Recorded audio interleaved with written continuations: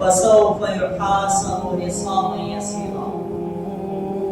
اللہ تعالیٰ ہم سے آسان حساب کتاب لے یا پھر اللہ بغیر حساب و کتاب کے ہمیں جنت میں دے۔ ہم اگر اپنی خطاؤں کی فہرست کو شمار کرنا شروع کر دیں تو بڑی طویل بن جائے۔ وہ جب رب العالمین اپنے گواہوں کو پیش کرنا شروع کرے تو عالم کیا ہو؟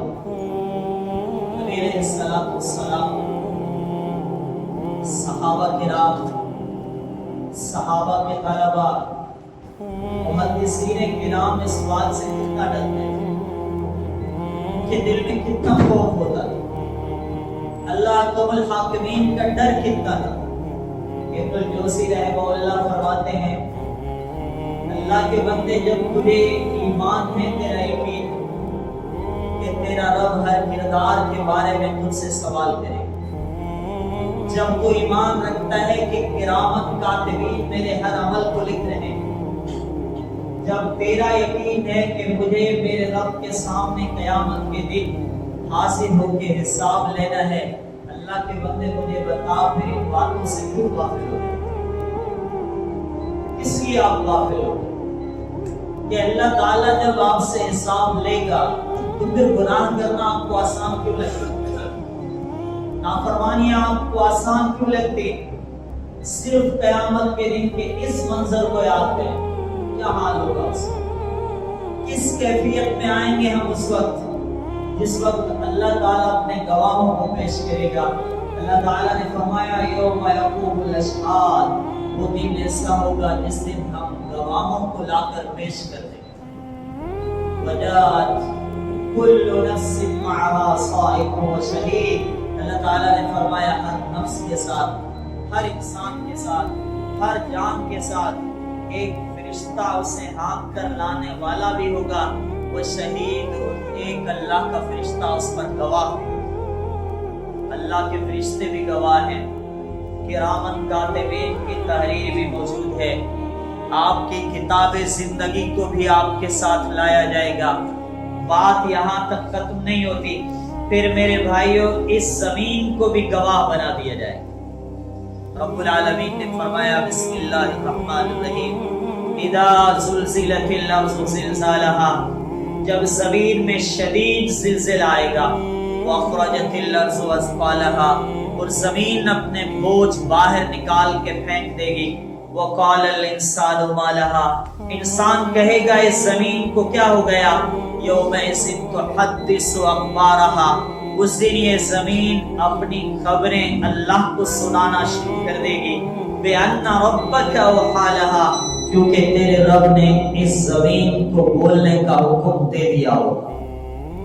جب یہ زمین بولنا شروع کرے تو اللہ کو بتا دے گی اللہ میرے فلاں حصے پر، فلاں جگہ پر اس مجرم انسان نے فلاں جرم کیا۔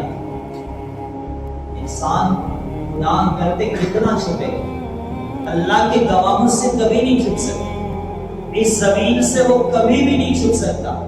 ہم اللہ تعالیٰ کا قرآن پڑھتے ہیں، سورہ حامیم سجدہ کی آیات پر نظر جاتی، آیت نمبر 20 سے آیت نمبر 23 تک تلاوت کرتے ہیں۔ رب العالمین فرماتا ہے جب مجرم آئیں گے، گنہگار آئیں گے، ظالم لوگوں کو اللہ کی عدالت میں کھڑا کر دیا جائے گا، انفرادی طور پر الگ الگ سب سے حساب لیا جا رہا ہوگا۔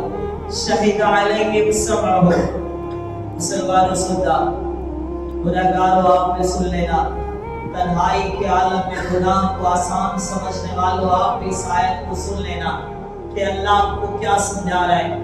ہم نے گناہ کو کتنا آسان سمجھ لیا اور اللہ کی عدالت میں کھڑے ہو کر حساب دینا کتنا مشکل ہوگا۔ اللہ نے فرمایا شہید علیہم سمعہم، ان کے کان بھی ان پر گواہ بن جائیں گے، وابصارہم، ان کی آنکھیں بھی ان پر گواہ بن جائیں گے، وجلودہم، ان کی چمڑی بھی اللہ کی عدالت میں گواہ بن جائیں گے۔ اللہ اکبر۔ آپ ذرا سوچیں، اس آیت پہ رک جائیں، ان الفاظ کو اپنے تصور، ذہن، خیال میں جگہ دیں اور اپنے آپ سے ذرا سوال پوچھ لیں، جب قیامت کے دن میرا رب میری نگاہ کو بولنے کا حکم دے گا تو میری نگاہ کیا بولے گی رب کی عدالت؟ اس نگاہ سے کیا کیا دیکھا؟ اس نگاہ سے کتنے جرم کیے، اس نگاہ سے کتنے گناہ ہو گئے۔ جب یہ نگاہ بولنا شروع کرے گی تو کیا کہے گی؟ یہاں کے اللہ کو کیا سنائیں گے؟ یہاں کے ہمارے پروردگار سے کیا بات کریں؟ ان کے کیا الفاظ ہوں گے جو آپ ساری زندگی آزاد اٹھتی رہے؟ وہ نگاہ رب کے سامنے شاید سبھی گناہ بتا دیں، کوئی گناہ ڈھکا چھپا نہیں رہے۔ سب رہو، آپ کے کان بھی اللہ کی عدالت میں گواہ بن جائیں گے۔ جب ہمارے کان ہمارے رب کے سامنے بولنا شروع کر دیں گے تو کیا سنیں؟ ہم نے کتنے گناہ سنے، کتنے جرم سنے تھے، ساری زندگی جس کی گزر گئی وہ گناہ سنتے ہوئے، گانا سنتے ہوئے، موسیقی سنتے ہوئے، اللہ کی نافرمانی کو سنتے ہوئے۔ جب اس کے کان قیامت کے دن اللہ کی عدالت میں گفتگو اور بات کرنا شروع کریں گے تو کتنے گناہ بتا دیں گے، کتنے جرم کو بتا دیں گے۔ ذرا اپنے وجود پر غور کریں، یہ نگاہ بھی اللہ کی گواہ ہے، یہ کام بھی رب العالمین کی گواہ ہے، ہمارے جسم کی چمڑی بھی اللہ رب العالمین کی گواہ ہے۔ جب یہ چمڑی بولنا شروع کرے گی تو اللہ کی عدالت میں کیا بولے؟ اب یہ مجرم، یہ گنہگار، یہ خطاکار انسان مخاطب ہو کر اپنی چمڑی سے کہنا شروع کرے گا، وَقَالُوا لِجُلُودِهِمْ لِمَ شَهِدتُمْ عَلَيْنَا، میری چمڑی، تو میرے جسم کا حصہ ہے، تو نے میرے خلاف گواہی کیوں دے دی؟ وہ جواب میں کہے گی کہ اللہ نے آج مجھے بولنے کی طاقت دی، تو میں نے رب کی عدالت میں بول دیے ہیں۔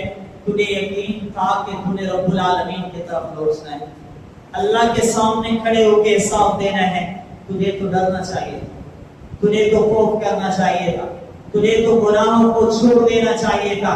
اور پھر وہ ہوا، وہی ہوا، اتنے گناہ ہو گئے زندگی میں کہ رب العالمین نے فرمایا تمہیں کیا ہو گیا؟ تم اللہ کے گواہوں سے کبھی نہیں چھپ سکتے، تم اللہ سے کبھی نہیں چھپ سکتے۔ گناہ کرنے والا خود کو اتنا آزاد سمجھتا ہے، وہ سمجھتا ہے میں نگاہوں سے اوجھل ہوں، کوئی دیکھنے والی نگاہ مجھے دیکھنے والی نہیں ہے۔ رب العالمین فرماتا ہے کیا تم اللہ سے بھی چھپ جاؤ گے؟ کیا تمہارا پروردگار تمہیں نہیں دیکھے گا؟ میرے بھائیو، جتنا ہم نے گناہ کو آسان سمجھا ہے اتنا آسان ہے نہیں، جتنا ہم نے معمولی سمجھ لیا ہے اتنا یہ معمولی نہیں ہے، جتنا ہم اس سے معمولی سمجھتے ہیں